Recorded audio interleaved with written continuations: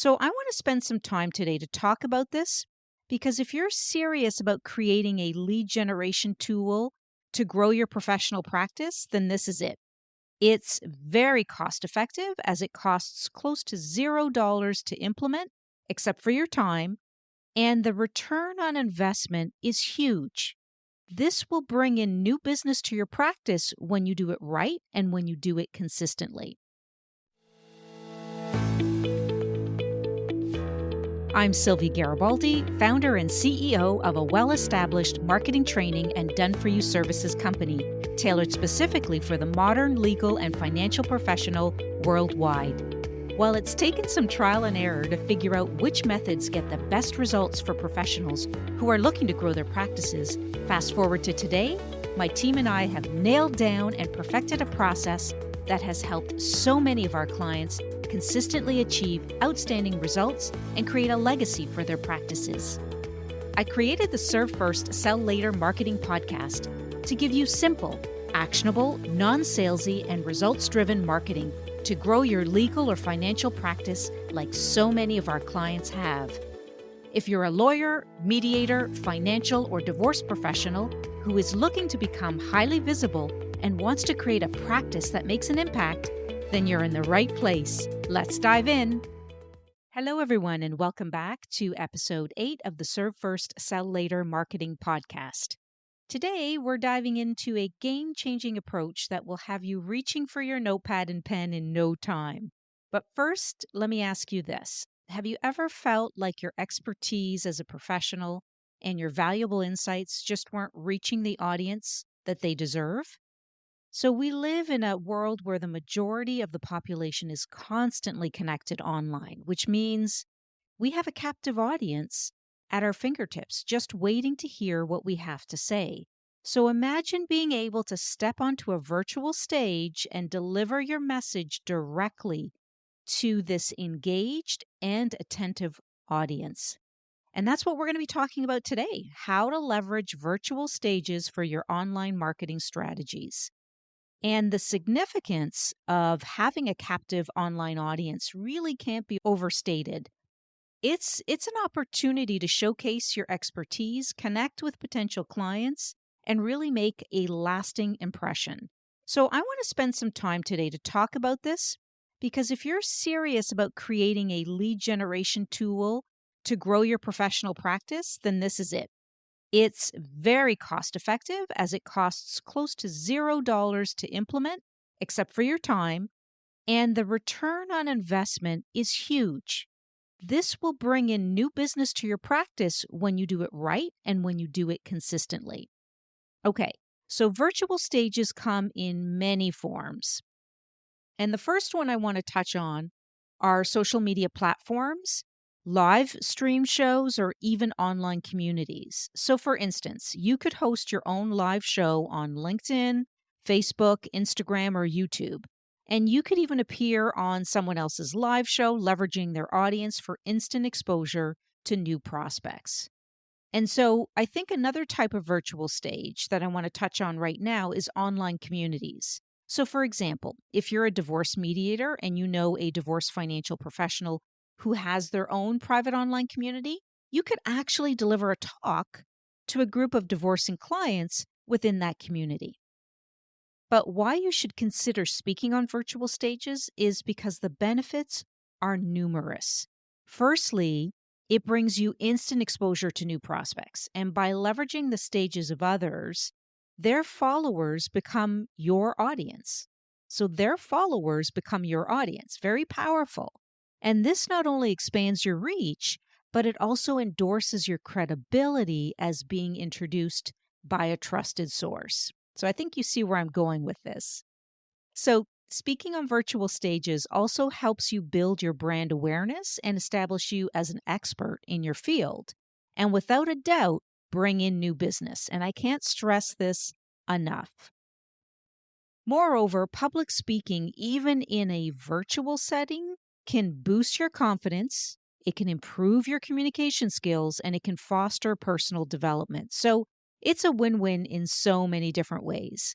And it's also a really powerful way to connect with audiences and remind yourself that you have valuable insights and opinions to share.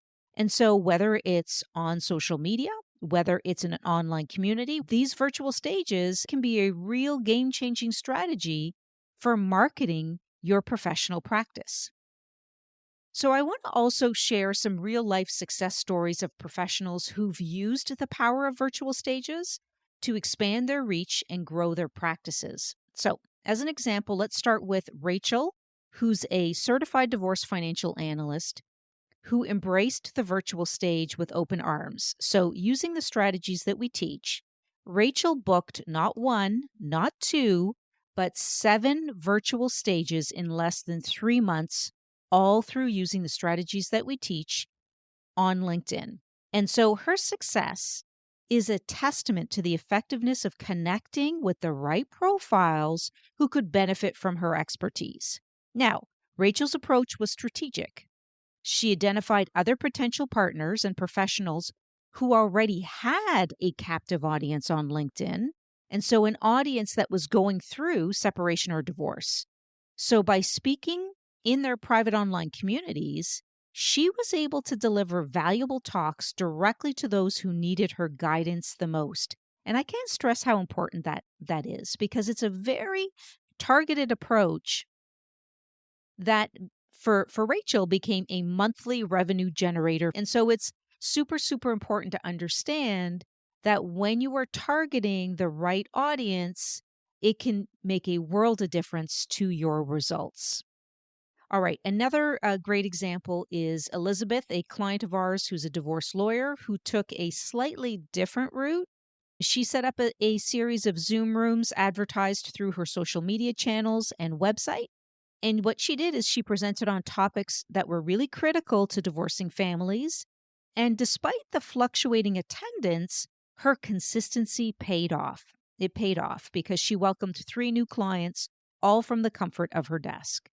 So these virtual stages, they aren't just one-off appearances. They're about building a presence and becoming a recognized authority in your field. And so Elizabeth's success shows that you don't need to create new content. Sometimes repeating the same valuable talk can be more effective, as repetition is key for information retention. And I think it's also not just about the exposure. When you speak on someone else's virtual stage, you're being endorsed by them.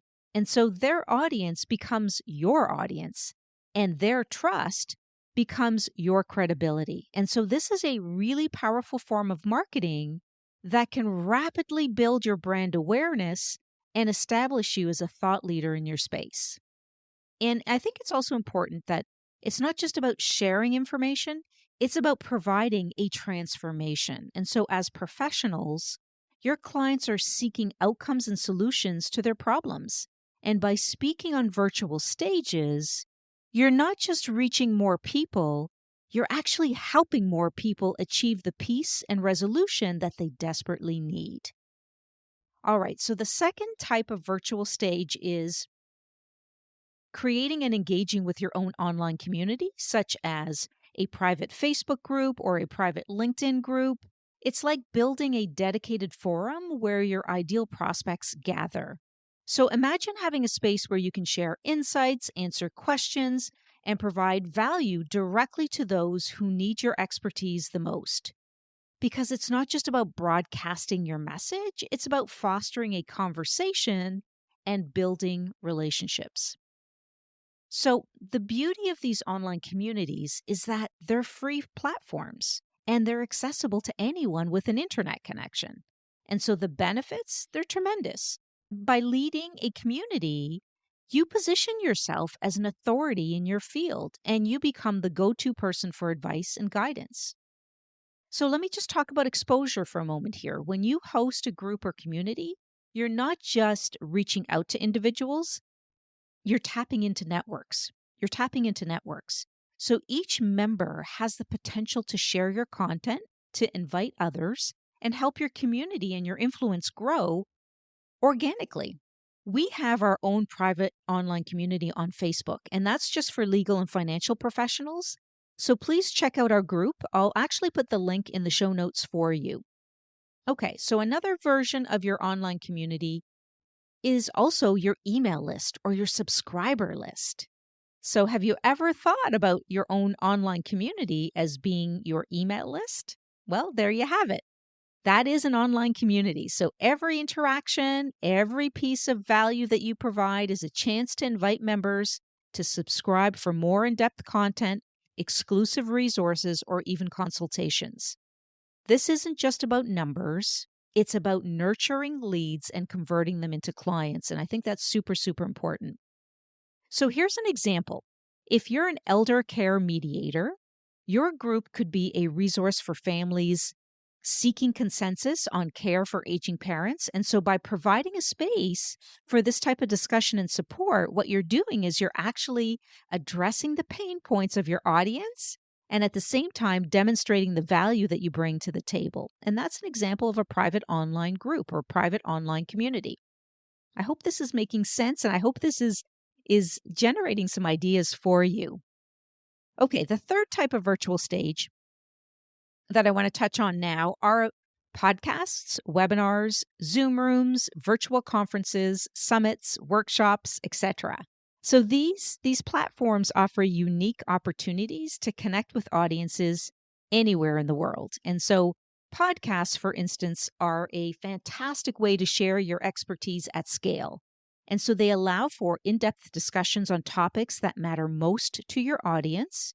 And, for example, if you're a mediator, you could host a podcast series that tackles the intricacies of conflict resolution, providing listeners with valuable insights and tips. So, Zoom meeting rooms and webinars have really become a staple in the virtual world, and I'm sure you've already noticed that. And so, they offer a direct line to engage with potential clients. And so, I shared an example earlier of one of our clients, Elizabeth, who set up a weekly Zoom room series, and that was very successful. So, if you want some more strategies on webinars that most professionals aren't doing and will definitely move the dial for you, then you need to check out episode number 7. It's a game changer, and I'll actually put the link in the show notes for you. So, really, consistency is the secret sauce to making these virtual stages work for you. It's not just about hosting one event and then expecting a flood of clients, because if that's what you're expecting, you might be disappointed. It's really about showing up regularly, providing value, and building trust with your audience. So think about it. If you host a Zoom room or a podcast episode once, you might reach a handful of people. Yes, that will happen. But if you host these events regularly, you're not only reaching more people over time, but you're also giving your audience multiple opportunities or multiple touch points to engage with you. And so, what this does is it's like casting a wider net each time. So, another benefit of consistency is that it can accelerate your marketing efforts. So, with recurring events such as these, you can actually promote them continuously, not just until they start. So, what this involves is really constant promotion that can lead to a larger audience over time. And as most of you know, consistency really does help build your brand. When you show up regularly, you become a familiar face to your audience, and they start to recognize you as an expert in your field. And so this recognition just leads to trust and ultimately to new clients. So virtual conferences, workshops, and summits, they really open up another avenue. And they're like traditional conferences, but without the travel and accommodation hassles. So as a legal professional, as a financial professional, you can host virtual workshops on just about anything. But let's take the example, if you're a legal professional, you may want to host a workshop on negotiation tactics or a conference on the latest trends in arbitration. These are events that not only position you as an authority, but also allow for interactive experiences with a broader audience. And let's not forget about the collaborative opportunities that naturally come out of these virtual conferences. So, the beauty of these virtual stages is that they remove the back end marketing and promotion needed to actually attract attendees. So, when you're a guest on someone else's stage, they do all the heavy lifting for you. So your job is just to get on the stage, deliver value, to be seen as an expert, address the pain points of the audience, and create a relationship after the presentation or after your online delivery. All right. I'd be remiss if I didn't underscore the significance of concluding your online talks on virtual stages with a compelling call to action. If you've been listening to my episodes, you will hear me talk about this a lot. So, this is where prospects can transition into clients and individuals can evolve into advocates of your work. However, to harness this potential, you have to make the ask. But where most professionals go wrong is actually in their ask. It's too vague and not specific enough. So you actually have to encourage people to take action with you, but in a way that is enticing and very specific, that will actually leave them saying, heck, yes, I do need to do this. That's what you want them saying when they read your call to action. So let me give you an example that I see many divorce professionals use with a call to action, and they might say something like, if you're interested in learning more about how I can help you with your divorce, feel free to reach out to me at your convenience. Well, that doesn't tell me very much about how you can help. It doesn't tell me why I would want to connect with you. So in some respects, it's a very weak call to action because it's way too vague and doesn't entice me or encourage me to want to sign up for a session with you.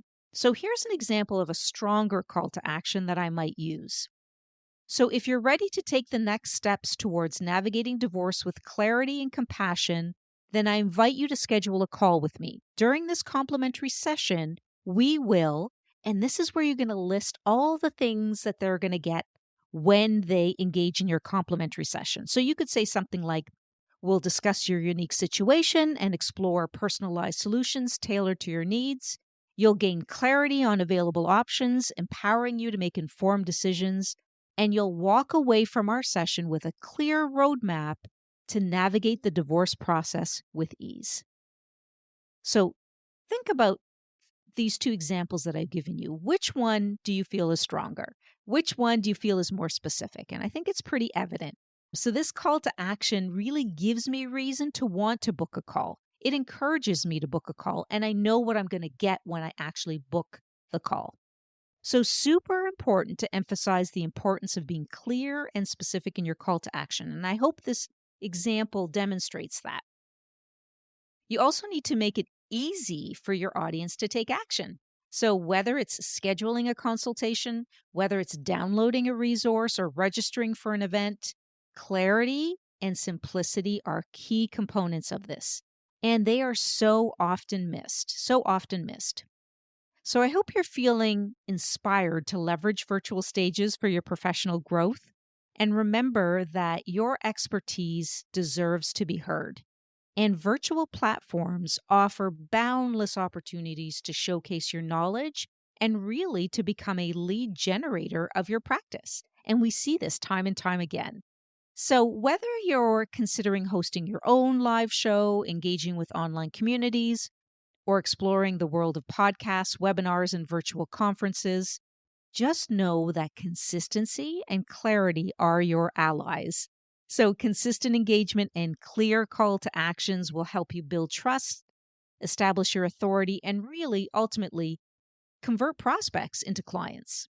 So it's not just about sharing information, it's about providing a transformation. And when you embrace virtual stages, you're not only expanding your reach, but you're also empowering individuals to find solutions to their challenges. So I hope that's making sense.